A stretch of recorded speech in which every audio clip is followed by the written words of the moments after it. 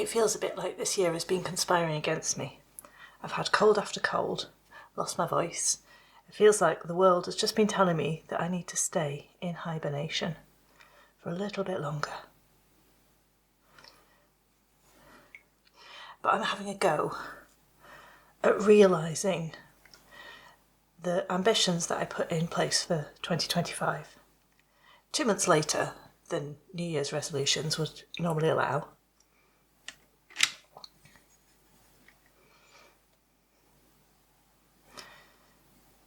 And part of that goal has been daily painting for relaxation and calmness, peace of mind. I've wanted to take the time every day just to spend with me and my sketchbook, knowing that it's a place where healing happens. That may sound a little far-fetched, but I know that I can come to my sketchbook full of worries and spend some time putting down patterns, making simple shapes, and really just focusing on what's in front of me. And it makes all the difference in the world to how the rest of my day goes. And it helps me to put things into perspective.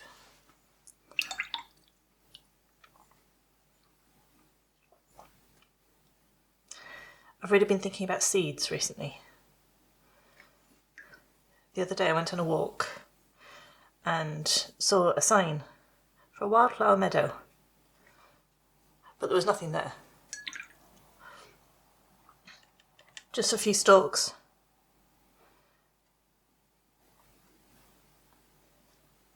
And I realised that the wildflower meadow was already there. It was there just as much as it is in the middle of summer. It's just doing important work underground at the minute. And that's really helped me put these last couple of months into perspective as well. To say that however little it looks like there's going on the surface, underground, things are taking shape. Really struck by the fact that seeds have this little store of food and all of the information that they need to become the plant that they're going to be. It's all in this tiny little capsule, stored underground.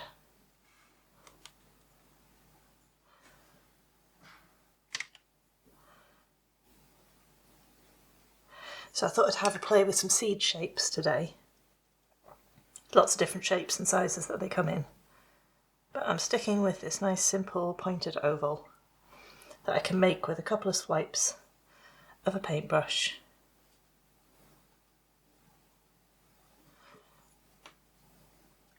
And just repeat them over and over again throughout my sketchbook. So if you want to paint along with me, the seed shapes are very simple. A curve to one side, a curve to the other, and fill in the centre. And you can do any tidying up of the shape that you like. Some of the seeds will be small and fat, others will be longer and thinner. And that's part of the beauty of something like this, is the variation you get even in just such tiny little shapes.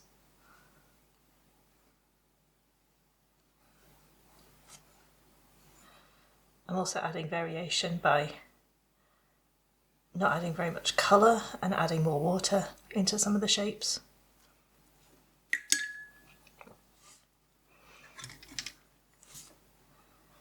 And when I switch up the colour on my brush, you get all sorts of unexpected effects as the colours mix together.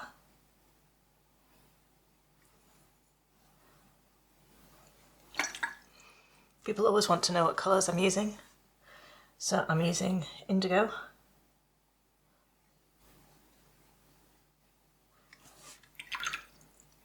buff titanium, which is this lovely creamy colour.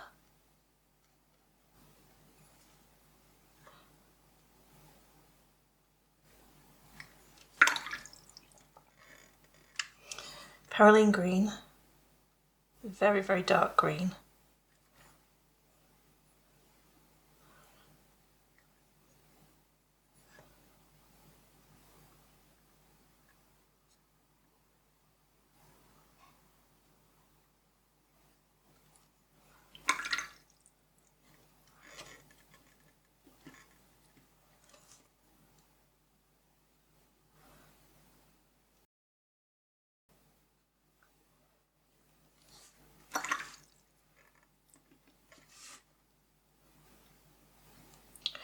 This is raw sienna.